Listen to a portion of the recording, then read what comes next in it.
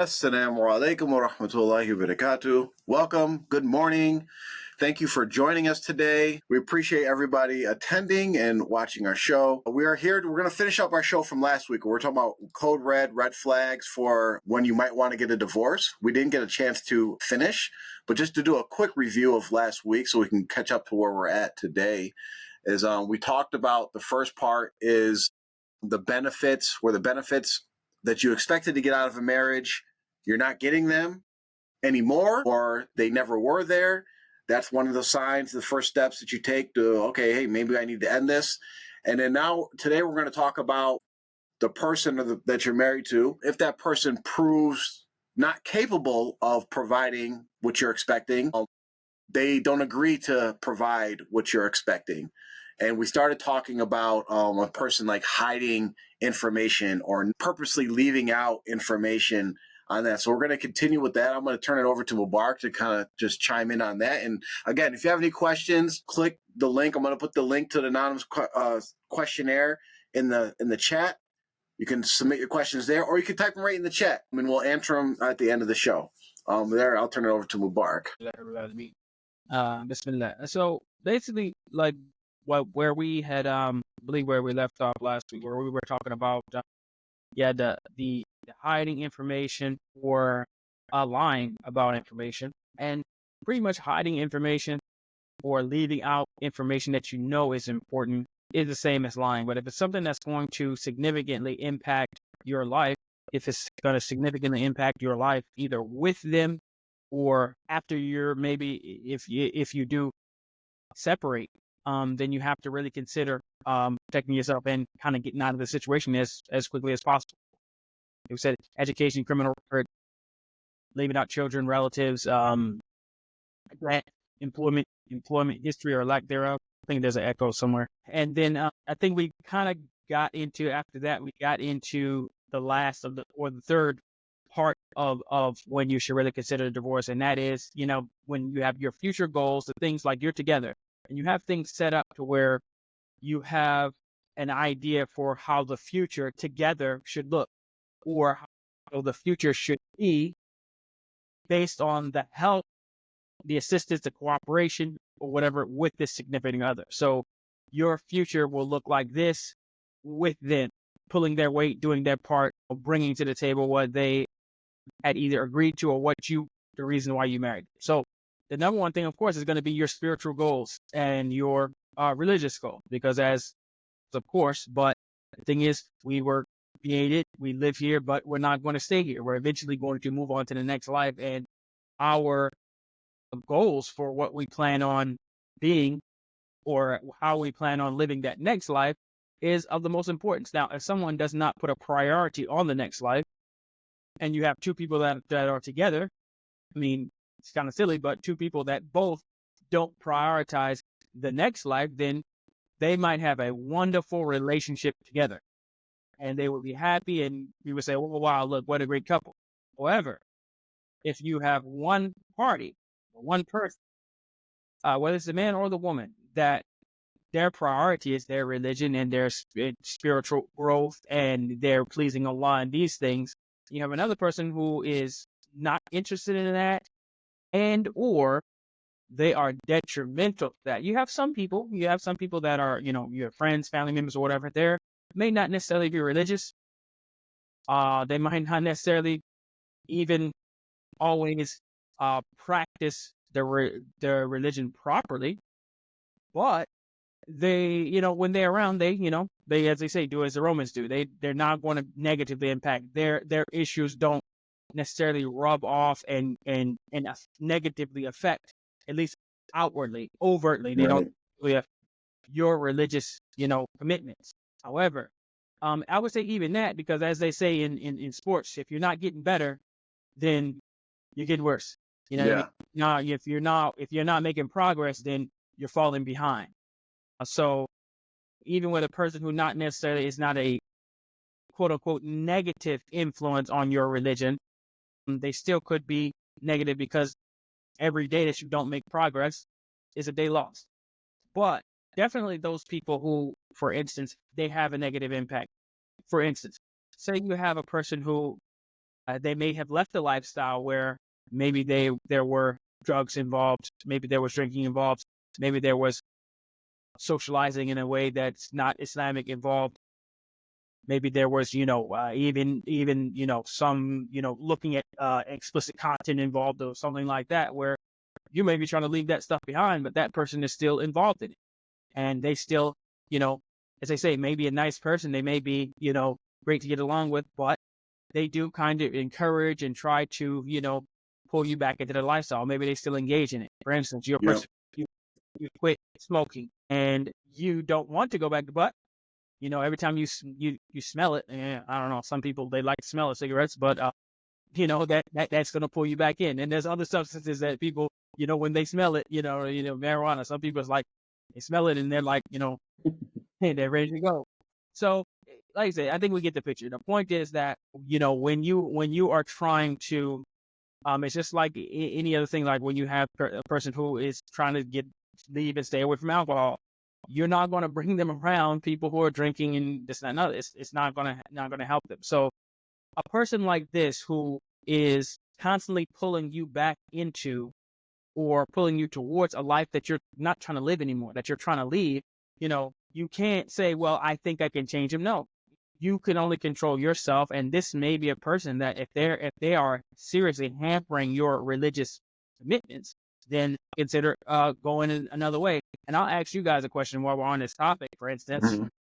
if you have two people who were not, necessarily religious or practicing their religion, maybe not even at all when they got together, then maybe as they got older, one man or the woman, let's say the woman, let's do that. Let's say the woman decides all of a sudden, because actually it would be different for the man and woman, so y'all can do man or woman, but one of them decides, okay, I am going to start practicing now. Now they are actually practicing Islam the way it should be practiced. And the other one, well, it's just not. So, but as far as getting along, I guess that, everything was fine, but you have the religious aspect that is not there. So maybe some things that they used to do, places they used to go, things they used to drink or eat or whatever are now, for one, is like completely out of the question. And for the other, they're not there yet. But when they got married, they were getting along great.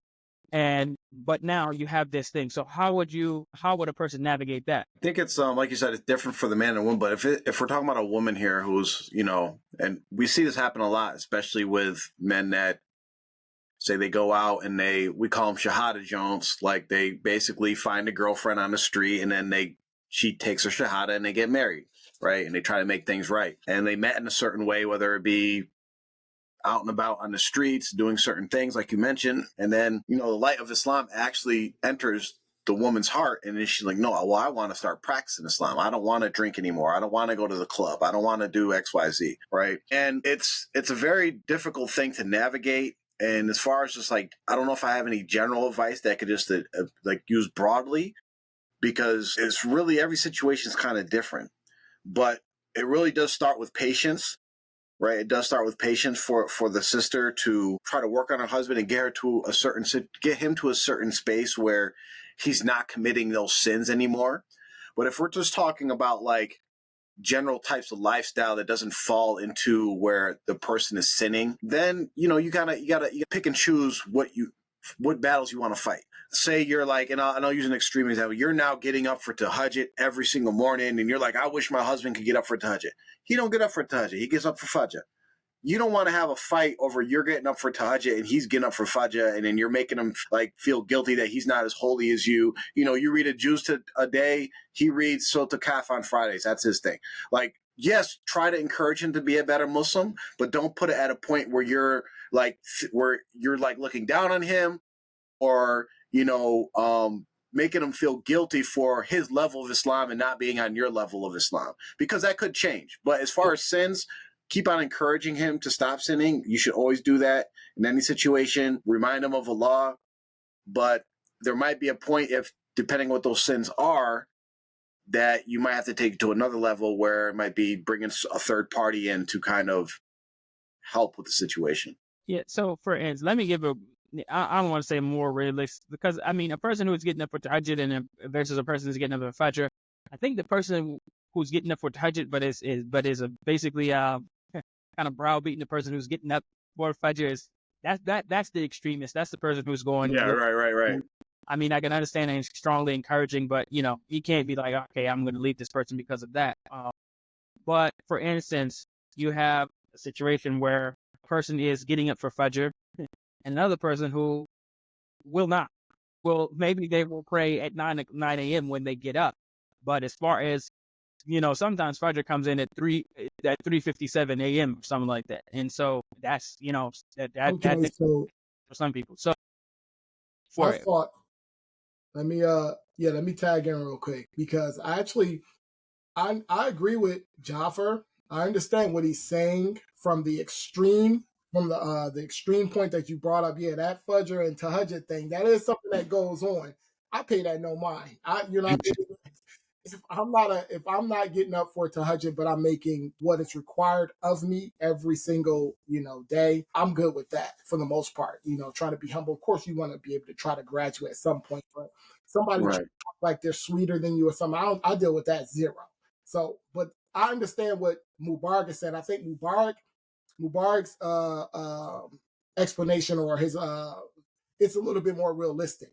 So, Mhm. a woman, in my opinion, if a woman is trying to climb that ladder with her spirituality and she's starting to wake up for Salat, neither one of them was really waking up, but now, you know what I mean? She's kind of like into her religion a little bit more. She's starting to wake up for Salat, and the guy is not for the most part.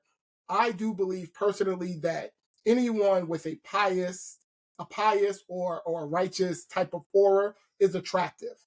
It's attractive. So being consistent, have the patience, be consistent, that your husband will start to he's going to grow attraction for that. He's going to also feel a little shame, like, man, I ain't waking up. You know what I mean? But you got to really be patient and stay in pocket, and requires a level of iman on the woman's side, a level of belief, faith, and all that type of stuff.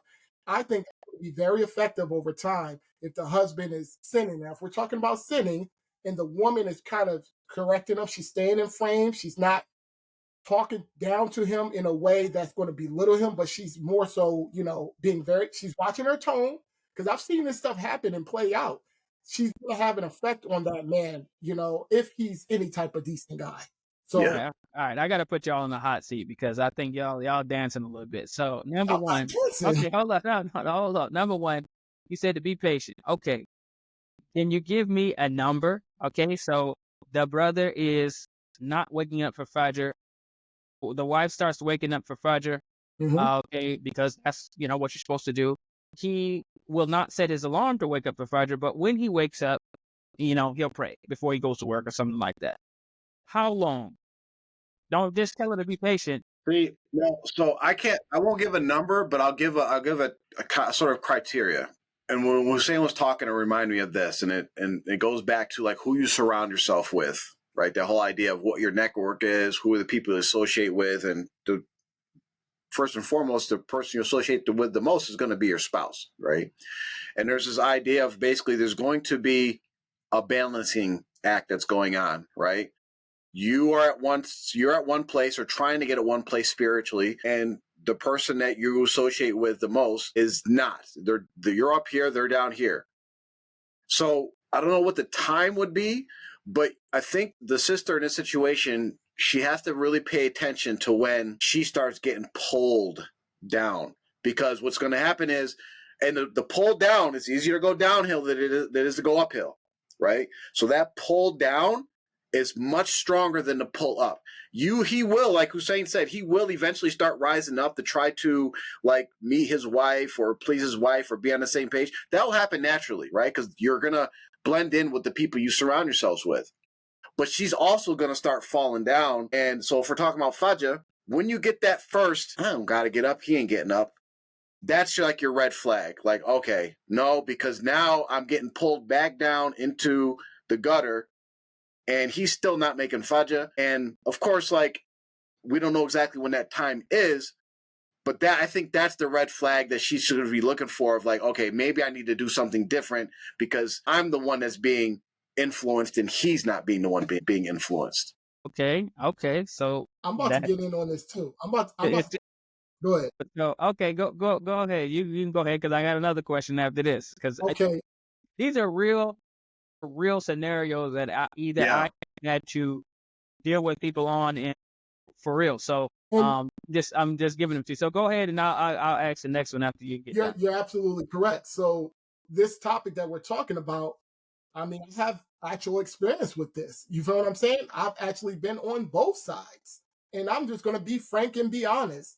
My first marriage was kind of like I was, what was it, 2 for 5, 3 for 5 in my salons, keeping it a buck because again, it's been a while. It's been like 20 years, but I was like 2 for 5, 3 for 5, and my first wife would be waking me up, and I'd be like, you know what I mean? And then a couple of times I got up out of there and was so irked that she woke me up. I just sat on the couch like a big baby. You know what I'm saying?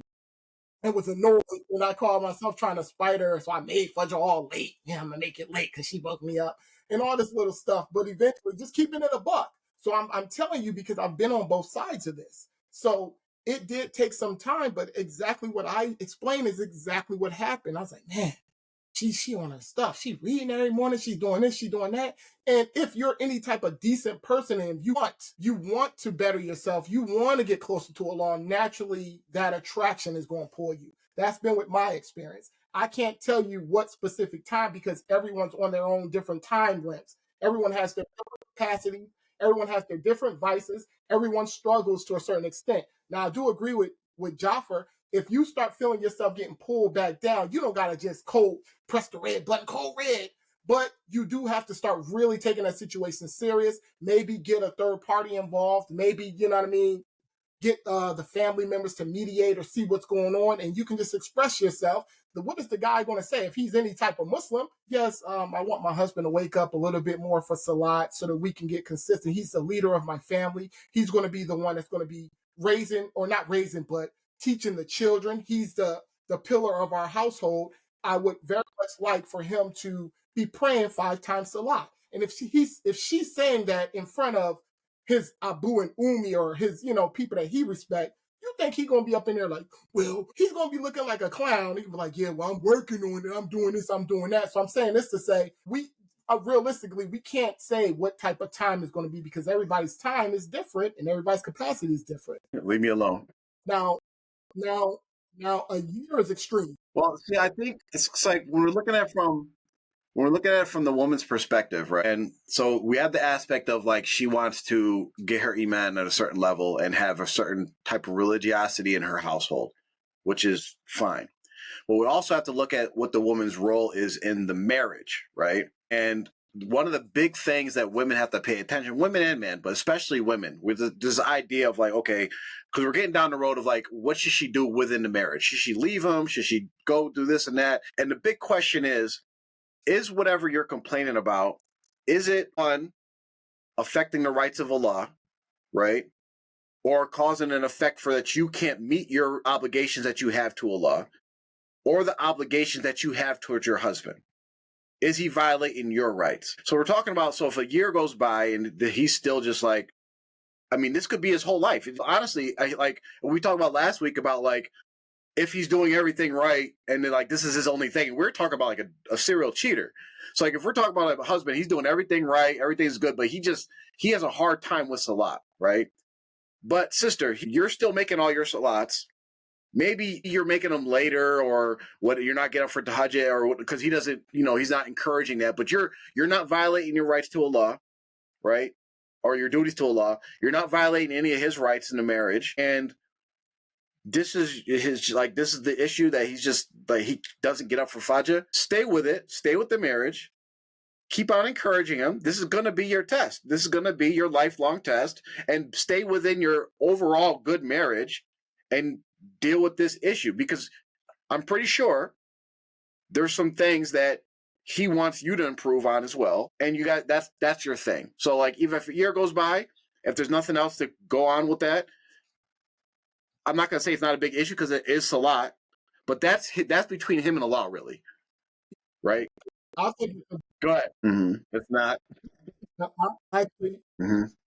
Mm-hmm. YouTube check, YouTube video, Imam down the street. Yep.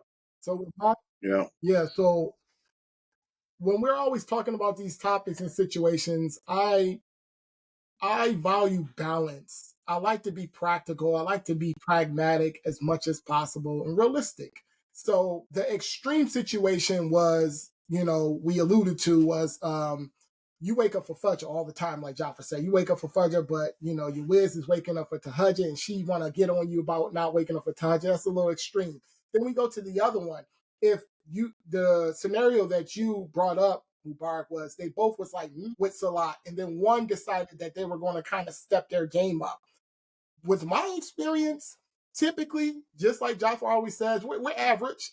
Typically, you guys are going to kind of grow in this space together to where it's going to be, in the early goings, you might make 5 slots a day for like a week. Then you kind of tail off and miss some. And it kind of like this balancing thing that kind of goes back and forth until you guys are kind of building up. Of course, ultimately, the man should take the lead and kind of steer that ship. But being realistic, Salat is not as easy as everyone really thinks it is when you're talking about consistency, you're talking about doing it on time, and you're talking about having that focus that you need to have. There's levels and layers to that. And I've seen this literally throughout my family to where, and I agree with you, Mubarak. You don't want that woman to your wife to lose respect for you, but you don't want to let yourself down either. When you become a father and you got kids, your daughters, your sons are relying on you, that is a motivation in and of itself. It's very inspiring. This actually helped me when I was like, man, I don't feel like making no door right now. I remember we used to make all, the whole 10 doors and 10 rakats and stuff. And we thought door was, 12. They were just making up numbers to how, how many rakats you make for door in the cult. I was just be like, man. But then I turn and I look at my son and I'm like, yo, how can I lead him and talk about him when I can't even get up and make 5 times Salah? How can it? So these little things have worked and inspired me. You feel what I'm saying? To be a better father. And it's a struggle. It's, honestly, I respect anybody who can consistently, not anybody, but for the most part, I have respect for someone who can make consistent 5 times Salat. Consistent 5 times Salat. On time, in its proper order. That's something that is respectable and it's attractive. It's naturally going to be attractive for the opposite sex. So I just want to just bring that up to just make sure that we have balance here, because someone making five times Salat, the wife, like you said, I'm ended right here. Someone making 5 times Salat, she didn't jump. You know what I mean? She wasn't really doing much in that. Now she's consistently making 5 times Salat, and her husband's going, That's kind of a bit of extreme, because if they was both right here and then she starts to climb that ladder, naturally the husband is going to pull with that. I find it would be difficult for me to really see a scenario where she's forced to kind of hit that cold red button because he just checked out of Salat. Now, if he's checked out of Salat, I think in that case, it's kind of like what Mubarak alluded to, where, we talked about the woman being like exceptionally close to spiritual and close to Allah. And in that situation where the man is naturally pulled up as well, he's probably in that category as well, where he's naturally, not naturally, but he's close to Allah and worries about his relationship with Allah. But I've seen a lot of times, and I would argue it's mostly what Mubarak just described, where a lot of times the husband just like, well, yeah, I ain't doing that, or whatever partner it is. And like he said, eventually, depending on how much time goes on, where the husband just remains stagnant, it either gets to a point where the woman says, okay, this is just what it is. I'm going to accept it. Like, I'm not going to fight this battle anymore, and I'm going to do my own thing. And it gets to the situation, like, no matter what, whether she wants to or not. And it kind of ties into all the other points that we're talking about with this, the financial goals. I know we're going to do a show on, like, are you going to let your wife work, with the plus and negatives of that?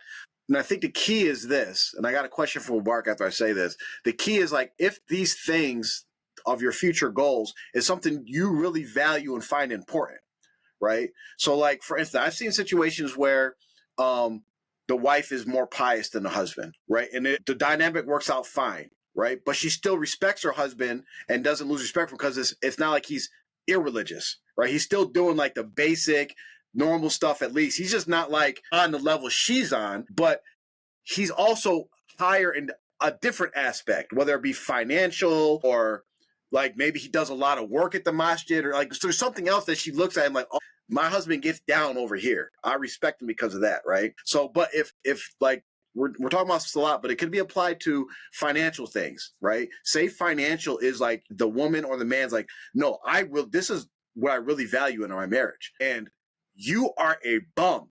And you always have been a bum. I've been trying to get you to go to work. I've been trying to get you to get a promotion. And he's like, I've got a job. I got enough I don't need anything else.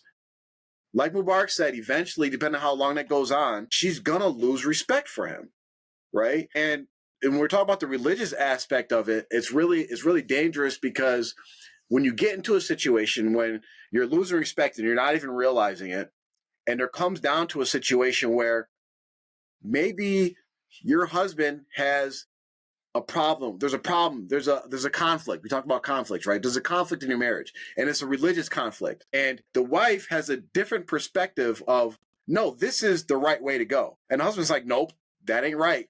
We're doing this. What's going to happen? You don't know nothing. You don't even make fajr, right? That we already know that's going to be the state. So Mubarak had mentioned, I got a question for Mubarak. Mubarak, you mentioned how like a wife, she should like look up to her husband or respect her husband. So in turn, does that mean that a husband or someone that's looking for a potential spouse should look for candidates that are like below him or below his level in certain aspects? So if we're talking about like the religiosity part of it, should he marry someone that has a higher religiosity than him, or should he look for someone that's equal or lower to him? All right, let me ask you this, Mubarak. I'm going to flip it back on you. What's the timeline there? You tell us what you think the timeline should be. If this, so hold on. What's the timeline? What's your timeline? Right? Mm-hmm. So she should press the code red button after 2 weeks, according to you. Okay, Okay, hold on. Hold on, Mubarak. I'm gonna respectfully disagree with you, in particular on the timeline. I think that's unrealistic, and the reason, but that's not the same. That's not the same, Mubarak. No, it's not. It's actually worse.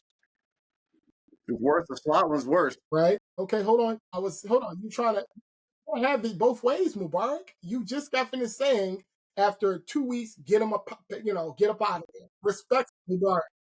Mubarak, I'm disagreeing with you right here. I'm disagreeing. Okay. In general, I agree with you. If you see anything within the first month of red flags of stuff that you really value and care about, you got to hit the red button and start doing some damage control and start protecting yourself, especially if you're a woman, because guys can do certain things to protect themselves and still work on, but just imagine a worst case scenario in this situation where she's like, wait, my husband doesn't pray. Like we'll put it in a scenario that question we got. I thought he was religious and at least prayed. This guy don't pray or do anything. Now, the worst case scenario is that she goes beyond 2 weeks and just waits and waits and waits. Next thing you know, she's pregnant, right? So now it's a whole different ball game. Now she's pregnant, right? So she has to start doing some things to, like, he didn't say just leave, get up and leave. He said start doing things to start basically putting your foot down. Like, no, I can't be married to a person that does this or doesn't do this. Okay, let me get in here, y'all. Respectfully, I'm going to disagree with both of y'all here in terms of the timeline, and the reason why is because throughout our lives, this is the real world. Throughout our lives and in our religion, we go up and down. Everybody's situations is different. You have to let a little light in. You have to tip the lid, let a little space, let a little light in there. And just like what you said earlier, Jafar, if he's checking all these different boxes, but he's having a time praying, or he's checking all these different boxes, and I'm not going to get off of the praying thing because I want us to stay on that. But another example would be smoking. She don't want her husband to smoke, but he's smoking. She didn't know he smoked. She got into a marriage, but yet he's making salat, but she didn't know he smoked. But if we stay on the salat joint and just be realistic, 1 month, if you see hold on, yeah. If we're talking about cold turkey, that's another thing. If we're talking about he's shooting 2 for 5, whatever she expected out of him religiously that he's not able to do. Let me finish my point. say throughout that relationship, he picks that ball up. I'm going to flip it back. Let's say he picks that ball up and now he's on his game. He's up. He's 5 for 5. He's shooting 5 for 5, 5 for 5 salats. And she tails off. And all of this happens within hold on, bro. All of this happens within a 4 to 5 month span where she starts to tail off a little bit. Should he be like, let me hit the red button real quick, you know what I mean? Or run around? No, I do not agree with this because you're working. What? So Hussein, let's put you in the situation, and I almost guarantee you're going to do what me and Mubarak are saying.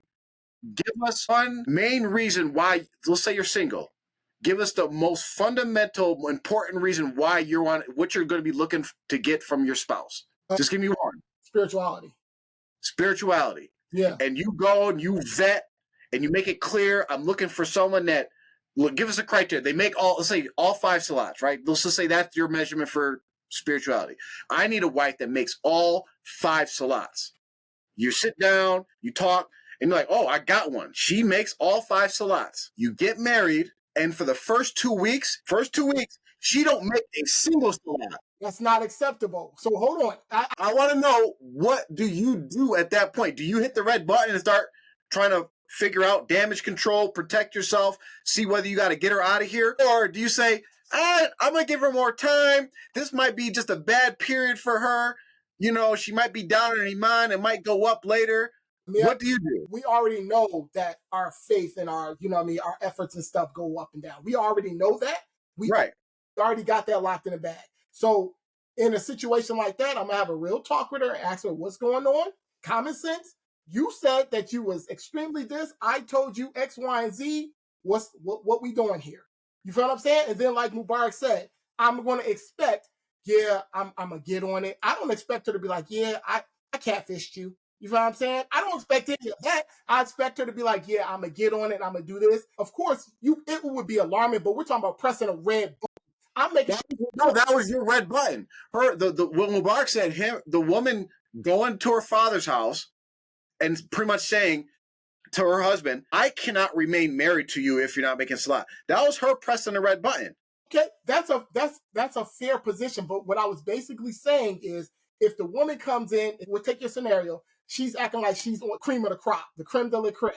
And then she comes in and she's shooting 2 for 5. If she's 0 for 5 for 2 weeks, obviously that's extremely alarming. If she's 4 for 5, if she never makes fajr. If she's 2 for 5, pick any salat. I'm going to then sit down with her, have a talk. We're talking about 2 weeks here. We're still in that transition stage. We're still in a fake honeymoon stage. I'm going to have a talk with her and a conversation and see where she's at. I'm not just going to be like, oh my God, she's... No, see, like me, like that was your version of hitting the red button. Like, if say it was a real situation, you came to me, Mubarak, you would be like, well, yeah, I would tell her too, because like you married her because you thought she made all 5 salats. I agree with you. No, Mubarak, I agree with that. Hold on, real quick. But the reality is we've all been there. We're not going to pretend. We're not going to play these games like we have not been there. Well, so wait, let me stop. So first, let's not speak for everybody, right? Let's just say we know people can get there where they don't make the salat, right? We know that's a reality. But let's not speak for everybody and say we've all been there. But you keep mentioning that the point about our iman goes up and down. Yes. But what you're failing to realize is, what if her not making 5 salats when her iman is actually high? This is the highest she got. Okay, hold on. Then I got, obviously, But no, that's the thing. We don't know. We actually don't know what state their iman is at any point in time. We just know what they're outwardly doing, right? So you have to be careful with passing judgment too strongly without giving the... Well, that's the thing. So like Hussein, we can't tell people in the beginning, identify your values, identify why you're getting married, know what you want out of your marriage and know what you expect, make it clear, right? And then go get those. And then when you actually get into the marriage and you find out that those values aren't being met, okay, but at this point, just be patient and wait. Yeah, because you're missing the point of within that 2 weeks, right? They just spent whatever. Let's say you spent a month courting this person. They just spent a month selling you the best version of themselves, saying, I make all my salats. And within 2 weeks, they abandoned ship and said, I'm cool now, right? Within 2 weeks, they went from, that means they can only handle showing you that version of themselves less than 2 weeks. Being honest, I don't know a single person who would even say, oh, I make all my 5 times salat every single day on time. I don't even know a person who would say that, to be real, if we're being real. But of course, if that was something, I would ask a person, you know, do you pray? Do you pray your salats? And if they say yes, I'm going to take it like that. I'm going to, well, you played 5 salats or something, or someone be like, oh, I pray 5 times salat. I've never even seen a scenario or heard a scenario like that. But if we're taking, If I was sitting down with a woman right now, I would say, do you pray all 5 salats? Jaffer, If she said no, if she said no, I missed some, I would say, okay, you're not the one for me. okay, we would do that now with our experience and our knowledge now. But again, what you keep saying is hot. See, I haven't felt no heat yet. Come on, man. Right? Has he prayed us some salats or no salats? We got to keep going back to that. Which one, Mubarak? You can't have everything. Okay. Okay, what do you think I'm going to do? Oh, you asking me what I would do? I would tell her to have him give me a call. Now, remember, going back to what Jaffer said earlier, Jaffer was like, you know, a guy could be strong here, but struggling there. I actually agree with that. Depending on if she got into the relationship and she wanted some extremely spiritual man and blah, blah, blah, she wasn't big on the finances, or a situation where she got into a situation, she was really strong on the finances, and bull, you know, oh, I make $100,000 a year, and then come to find out he makes $20,000. Well, let's say your daughter got married for the finances and not the religiosity, right? And she says, well, yeah, he does make hundreds of thousands of dollars a year. He checks that box. Well, you got to stop your scenario here, because I wouldn't allow my daughter to marry someone who just makes money and doesn't have a spiritual background. I wouldn't consent to that. Yeah, but you wouldn't allow it. But he catfished both of y'all because he said I pray before to meet you, but you're actually like your daughter doesn't care about that. People right? do this all the time. It happens regular. Well, that's what I'm saying. I'm trying to put you in the right, because what you were about to do is saying, well, he checks all these other boxes that I care about, so I'm not going to press the button. You talking about me or the woman? Me or my daughter? You, as the father. Because if your daughter says, my husband, I haven't seen my husband pray yet, but I actually don't care about that. I care that he's actually checking all my boxes I care about. Are you still going to have him call you and talk to him about praying? Yes, because that's a big deal. Okay, and then he tells you on the phone, I only pray when I feel like it. That's not something I would allow. And I would have You're married. Now, what are you going to tell your daughter to do? If he's going to tell me that, the father, he has the stones to tell me that to my face, that he's going to pray when he feels like it, we packing him up. That's what I would do. We packing him up, sending him out back. That's what I would do. So what you're saying about, like, you actually care about what your daughter values in a marriage, that actually doesn't matter. Say it again? So because you're going down the road of saying, did my daughter marry him for religiosity? Did she marry? So it actually doesn't matter what your daughter cares about, why she married the guy. If a man is going to say he's going to pray whenever he feels like it, no, packing you up. Now, these are different scenarios. You're moving the goalposts. We just got finished talking about someone who said he wasn't, he's not praying, you know what I mean? Versus someone who prays sometimes. You just said someone who... Yeah, praying when I want to is praying sometimes. He might be struggling, but if he tells me he's going to pray when he wants to, or versus saying, I'm really working on it, you know what I mean? It's been kind of like a struggle in my life, blah, blah, blah, blah. I might then tell him, well, you're going to have to, we'll make salat together or something like this. But just to tell me, I'm going to pray when I feel I'm not doing that. Yes. But if he was praying, she just didn't see him pray. That's it. That's a whole other. That's another problem. But and I have to say this: I don't think you two are being fair to. Hold on, I don't think y'all are being fair to the age groups as well. Where we are right now is different from where we. This wouldn't be right now or anywhere, because look what's happening. Because the reason why I say 2 weeks, right, which I think is more than enough time, right, is more than enough time, but it's enough time to cover that during this phase that you're courting, you know that this person cares about Salat, or you know what this person values. And when you're in that first, let's just say, week, both parties are doing their utmost best to represent everything that that person wants, right? We talked about this. Like, we talked about the guy, like, don't do that too much. You have to bring stuff back to normal, right? Because otherwise the expectation has become normalized, and we talked about that. But for that first week, that high honeymoon period, a person that knows that their partner cares about them making Salat, they're going to be making sure they make Salat. They're going to be doing everything they can to make Salat. It's going to be if they don't usually do that, it's going to be a struggle for them to do it, right? Now, if we go 2 weeks and you already abandon, like, all right, yeah, this is the best I could do when I'm totally hyped, right? Like, for instance, let's go to sports. You drafted, let's just say, I'm trying to think of you're an Olympic coach, and you're like, we need a long distance runner, we need a long distance runner on the Olympic team, right? You get out to your first practice. This dude runs 100 yards and then falls over and is like, are you going to go up to him and be like, listen, man, I'm going to give you some time to warm up and exercise and stretch, and he's like, I have trouble running sometimes, it's just a struggle for me. No, you're going to kick him off the team, Who's. You're like, get out of here. You can't run. It's not a good scenario, though. That's a perfect scenario. Analogy. He couldn't do more than 100 yards. Now, if I was faking, right, if I was like, okay, I want to get on this team, so the only spot open, right? The only spot I got is the long distance spot. That whole month that I'm about to go to tryouts or first practice, I'm going to be working on it, trying to get my distance up, and I'm going to be trying hard. I'm going to be able to run more than 2 weeks or 100 yards. If I fail within the first 2 weeks, that's like the biggest red flag that, this dude has a problem with running. So, red button. What you guys are describing is extreme. So basically, what you guys are describing is a catfish situation. We're talking about, right. Yeah. And the catfish scenario, too, is the person's intentionally doing it.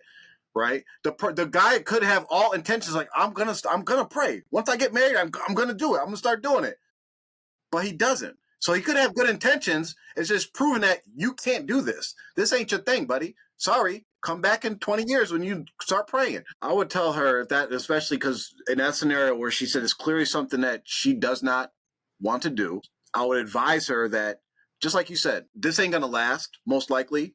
And if you compromise here, you're just going to be compromising on a whole bunch of other different things that you value longer down the line. So I would advise you to start seeking a divorce. I'm actually going to agree with that because, again, this is a clear-cut scenario right here, what you're talking about. And, of course, the religious aspect, once again, I've never heard anyone confidently boast about they make all their salats or anything like this and they just on these levels. I've never heard nobody say that. I would be too shy myself personally to say something like that. Even though I make 5 times Salat, I would still be too shy to say that.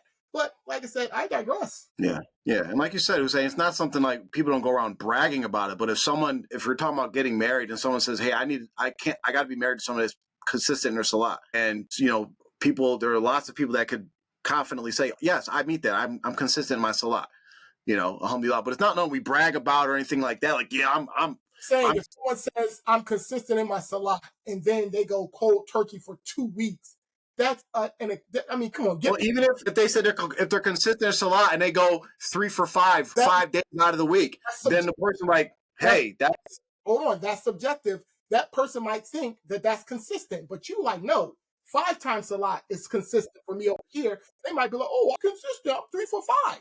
Now, those type of situations, you have 2 more Salats, you can work your way up.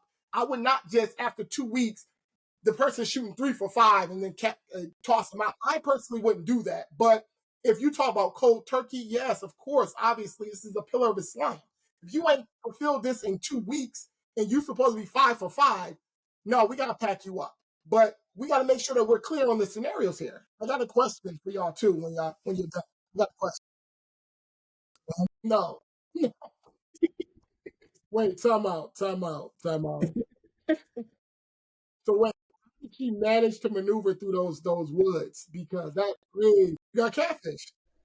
Yeah, I mean, the thing is, after being in me in that situation, and like you said, after being through so many, especially like when we're younger, we're always so like anxious to like, okay, this person's going to improve, this person's going to change, this and that. But when you get older, you realize like it ain't worth it. It ain't worth it because the chances are that's not going to change, and you being especially when you see certain signs and when you get older you start recognizing those signs and the different nuances of how to like that's why when we were talking about the scenario like 2 weeks, like there's other things that are going into the fact that this happened within 2 weeks are big red flags. Like, yeah, let's get going. The fact that she lied about the Quran to get married, like it's like, yeah, because this is if I could forgive you and say, okay, you're mean everything else, So all those other things are just going to come out eventually. beautiful. I should have left her when I found out she didn't learn how to read Quran. No, these are beautiful scenarios. So let me go in first. I'm gonna ask you two brothers a question real quick. I know we got to wrap up. But Mubarak, let's say she said she could read 15 juice, which is crazy. I mean, she knew 15, and she could not get past Surah Fatiha and Surah Baqarah, the first few lines of Surah Baqarah. This is the equivalent of the bull running his campaign and saying that he makes all his salat spotless, perfect, and then goes 2 weeks without making a salat. These are extreme scenarios. So let's go in a little bit. Let's say she knows 9 juices, right? But she told you she knew 15 comfortably. But then when she gets past the ninth juice, she's sputtering a little bit, struggling a little bit. Are you going to be like, yo, this chick told me she knew 15 juices, boo, boo, bop, but she knows 9? Are you packing her up? Yes or no? After 2 weeks. Go ahead. Well, it's not 15. It's not 15. Yeah. Hold on, guys. Hold on. Okay, hold on. Okay. The reason why I'm posing this is to kind of give you guys a different perspective, a different angle to look at what we're talking about with the Salat situation. So I'm about to ask you this question. Both of you guys have daughters, correct? Yeah, Mhm. so let's say your daughter is ready to get married. She's going 2 for 5. You raising her. You know she's 2 for 5 on a good day, 3 for 5. And then she comes to you and says, Boo, I want to get married. I really like this guy. She's cool everywhere else, but she's spotty a little bit on some of her salats. Are you both, I'll let either one of you guys go. Are y'all going to say, go ahead and, or y'all, would y'all entertain her getting married? Or would y'all stop her in her tracks and say, no, you got to go 5 for 5? He's 20. Okay? What about you, Joffrey? Cow prod. Yeah, so what I'm basically trying to get you brothers to understand is, like I said originally, I know this is not a popular thought or position, but you got to let a little light in. If you have a daughter who's, by all accounts, she's decent all the way around, can cook, looks decent, you know what I mean? But she's struggling a little bit a lot. She's 3 for 5. It would be nice to give her 3 for 5. She's 3 for 5, but she struggles with Fudger. Fudger is one of her toughest a lot. 3 for 5. This is your daughter, and a man comes to her and wants to marry. You know what I'm saying? You're then going to say she doesn't really make all her salats. But what else? Are you gonna big still allow her to get married to this brother? What, So me, right off the bat, I mean, depending on the situation, but if my daughter comes to me and she's not consistent on her salats and says I want to get married, the first thing I'm going to tell her is like, you're not ready to get married. That's the first thing I'm going to tell her, right? Is that you can't even make your 5 salats. Like you're not ready to you can't take care of your duty to Allah. That means you're not ready to take care of your duty to your husband. That's the first thing I'm going to tell her.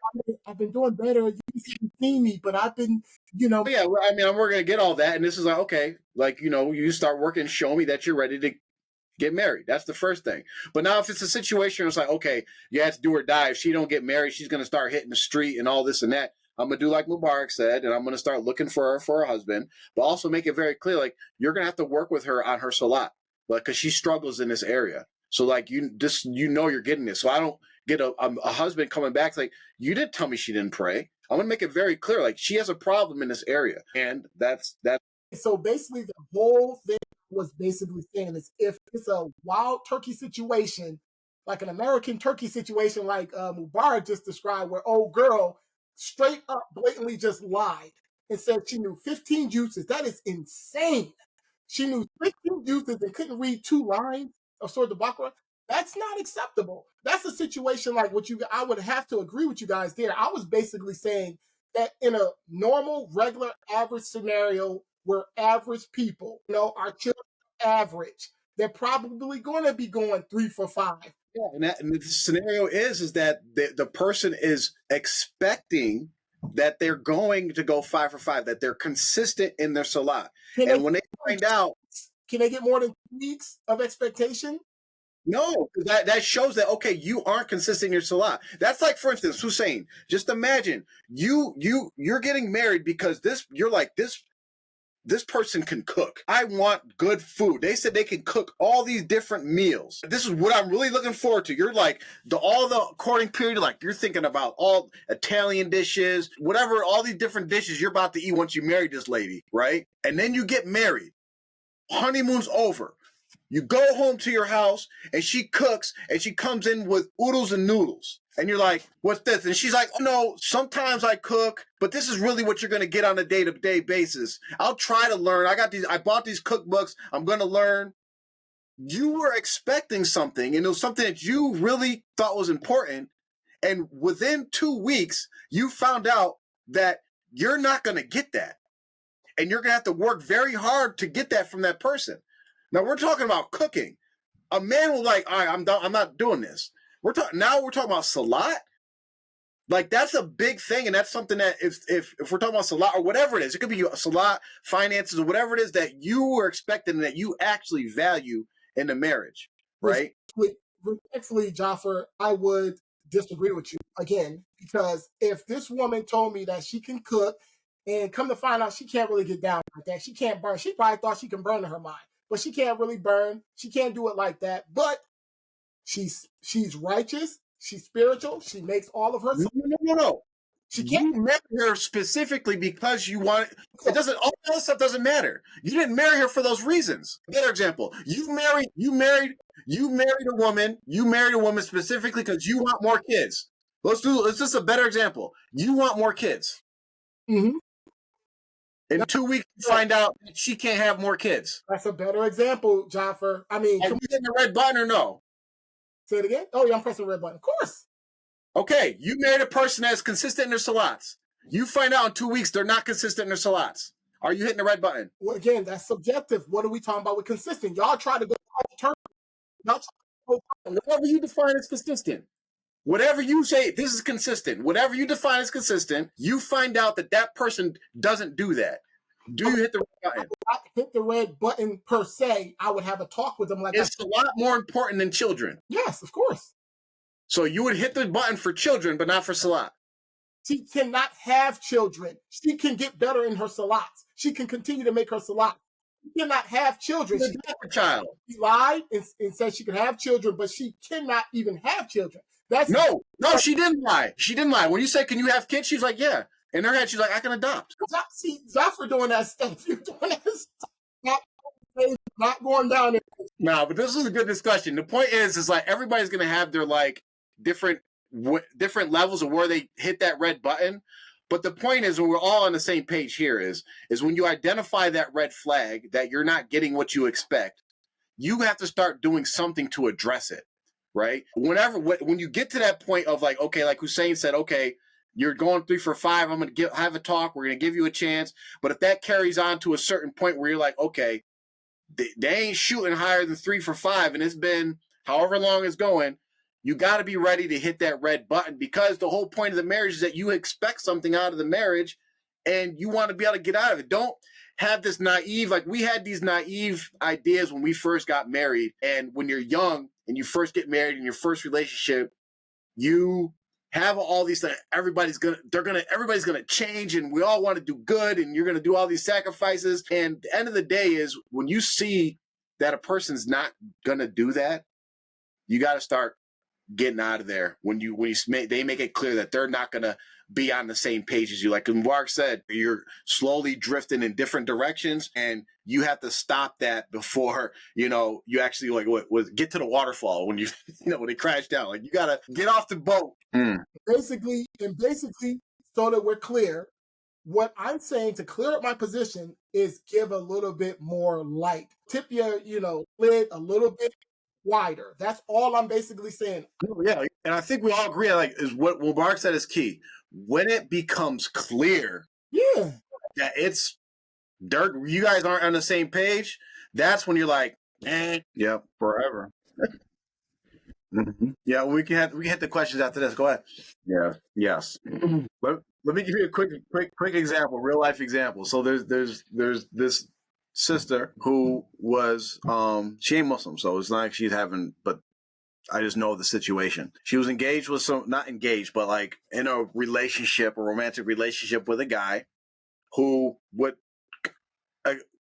consistently ask her to pay for Ubers for him to get to someplace, right? Oh, can you pay for Uber to get someplace?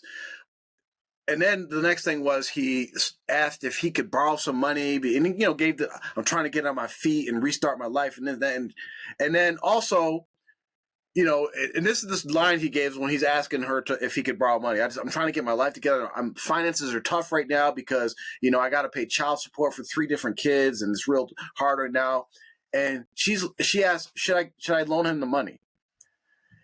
And I'm like, this is the exact situation, like kind of like you're talking about. It's like before you guys are actually in a really consistent relationship, like you guys are just seeing each other, right? He's already asking you for money. His history shows that he has like children out there that he's struggling to take care of. He asks you for rides anymore, and then guess what? She's hoping to like make this a long-term relationship, but we already know she's going to end up just like that sister that you said. Maybe not pregnant, whatever, but complaining that, he doesn't take care of me. He doesn't provide for me. He doesn't pay any of the bills. But he was telling you that was the person he was going to be at the very beginning. You just didn't listen. Yeah, I see that situation happening a lot of times. I mean, when women get down bad, they just shoot for anything. They just go for anything and just, yeah. Men too. Mm-hmm. Yeah, that's a very serious topic that I think deserves its own show. Because this happens too often, to be honest, where either it's from the man's perspective where he's kind of gassing up what he's actually capable of doing or what he, been doing, or if the woman is kind of downplaying what, how she's going to come in, I don't need this, I don't need that. Then, you guys get married and she wants her nails painted every single week. She's putting these demands on you about, her hair done every week or whatever, and it just gets too much to where, like you was just saying, Mubarak, these are real situations and conversations that need to be had up front. But that's a whole topic. Yeah, if you see, just before we get to the question, I just want to mention, you see, man, because I know it happened to me. I mean, I'll say a victim of this, or I've suffered the consequences of this, where you have a vision, you ever see somebody, maybe you're good friends at one point or whatever, or you knew them or whatever, you see them years later, like after they got married or been in a relationship, and then you get around them and you're like, that's not even the same person I knew, right? Like their whole demeanors change, their goals change, how they act, how they react, everything's changed. And a lot of times that could be attributed for men getting in situations. What we're warning you about is where they had goals, they had values, but they sacrificed all those or were diverted from those goals and objectives due to the relationship and not standing up for what they valued and not staying on the right path and getting really their feet swept from under them because they're just trying to like please, because this is what men do. Like they just want to be good husbands and please their wives and all that. And then they sacrifice themselves. Yeah, I wanted to get a house, but she wanted a car and she wanted to go to Disney. So she was happy, right? So we're warning you of this so you don't become that person that is showing up like, yeah, you're 40 pounds overweight. You don't work out no more. You don't do anything. Yeah, I mean, look at the kids. They're having fun. They got my wife got the new Gucci bag, and we went to Arizona last week, and, I had to charge it all to my credit card, but, I'll pay it off. And like this, you don't want to be that guy. Go ahead. Yeah, go ahead. Wow. That hurts. Yeah. That hurts. That is insane. That might have been the worst story I've heard all of 2000. Yeah, that poor brother. So we'll get to some questions. Thank you guys for being patient with us. The first question is It's from a woman, and she says, "Is it true that men lead and women follow? She will learn what he likes through his actions." So is it true that men lead and women follow, and that she will learn what he likes through his actions? Yeah, I'm going to agree with that. Yeah.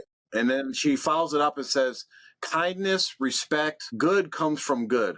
Be consistent and keep communications open.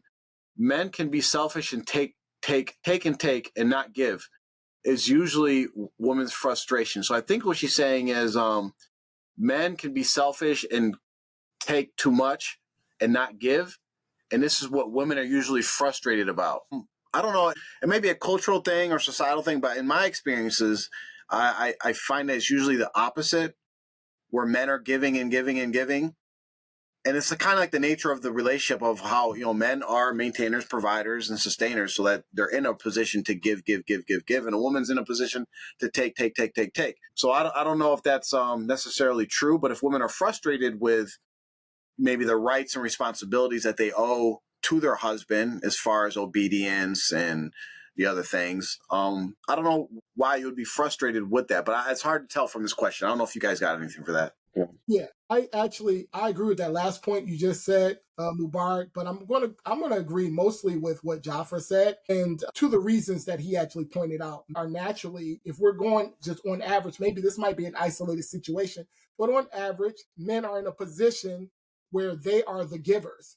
So women are usually the takers. So if you have a one-off situation, and then you even have to look at that when she's saying men are selfish. We already know human beings and have this selfish component to them. But she was saying men are selfish and usually take. So then we have to break it down and do the reduction. What is a man taking from you? Because we're always usually in a position to give, because that's our position, and women is usually the ones that take.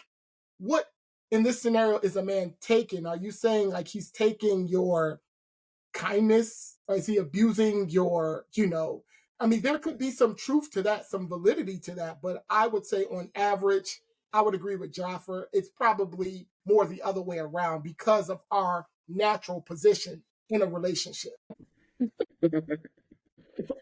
Yeah.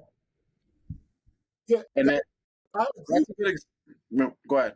No, I agree with what you just said. That's why I said I agree with your last point. Because in most scenarios, when we talked about this, the woman needs to have some type of family, some type of male backing, because usually the other men in her family are going to respect that. I mean, the other men that she, looking at on the outside, he's trying to come in, he's going to respect that, and there's going to be this unspoken kind of understanding to where he's going to try to stay in line. Hopefully he's a good guy, but if he's a douchebag, that male presence will keep that other male at bay. So I agree with that part. I think you gave a good point to help me actually like conceptualize this, because when I was thinking about men giving and giving and giving, I was thinking of tangible things. But your example is a good example of that. What she's probably referring to are the intangible things, because in that situation, we'll say for your wife, not to put her on the spot, but like, you're taking and taking and taking by she's cooking dinner or whatever else, cleaning the house. That's you taking, but you didn't give when, like, you didn't do your responsibility as far as fixing the light. Like, so that's probably what she's actually referring to. The next question I got is, what do I do if my husband does not want to study Islam in depth? I would like to study Holy Quran, tafsir, hadith, fiqh. I would like to really understand my deen more, but my husband makes 5 salats and does the basics, and he does not have interest in doing more than that. He doesn't have interest in doing more than that. What should I do? Yeah. And maybe as far as the companionship part, find a sister or that you can be a friend that you guys can go on that journey together. The last question we have is, when a man marries a new shahada, how long should he wait and be patient with her and keeping up with her salats and learning the basics? Should he give her a few years? I know 2 weeks. Actually, those specifications.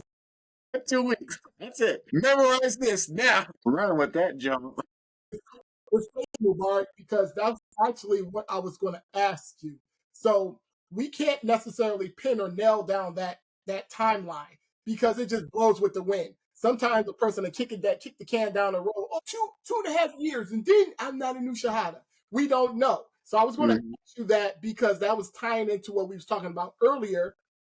What is the timeline there? If we're going, you arbitrarily just made up a timeline that says 6. We don't even know what the timeline is. So, okay, so let's make it. Yeah. I agree 100%. Let's make it official. So can we officially declare that you are no longer a new Shahada after 6 months of being in 6 months? What say you, Jaffer? We're going to make this official here on the. Let's make it.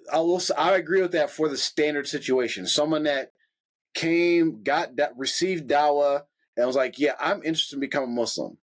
But then we also have the Shahada Jones, right? Where technically they took their Shahada, so we can't say they're not Muslim, but really the dawah started after they became Muslim. You see what I'm saying? So like if you're in a situation where your wife or your husband became Muslim just so y'all could be together, there's probably going to be more time because you're actually going to be spending a lot that 6 months actually convincing them of Islam being the truth. Yeah. Mm-hmm. Yeah. Mm-hmm. Yeah. Yeah. But I agree. 6 months, you ain't a new Shahada anymore. If you are considering yourself a new Shahada at 6 months, there's something wrong. Something definitely wrong. But it's at my job, right? So whenever I recently got, well, I didn't say recently, I got promoted like what, 3 years ago, 4 years ago to a new position. I was using that new joke I still use it. And it's like a running joke in our unit.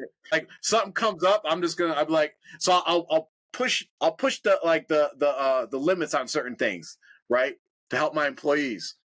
And I'll just say like, if I get in trouble, I'll just say, I'm new, I ain't know. Well, I'm new, I ain't know. We appreciate everybody tuning in. Just to let you know, we're going to be here again next week, and I believe we're going to be talking about the topic of allowing your wife to work or not, and the positives and negatives of that. So it should be a very interesting topic. There'll probably be some great dialogue between us, just like we had today. Tune in, watch our other videos, like them, subscribe to them, share them, please, so other people can subscribe. And we realize this is a long hour in the morning, but you guys can watch it later. You guys can break it up. We're going to start putting our clips back out for you guys, but we appreciate all your support. Thank you for tuning in to A Man's World. Assalamu alaikum wa rahmatullahi wa barakatuh. Wa alaikum salam.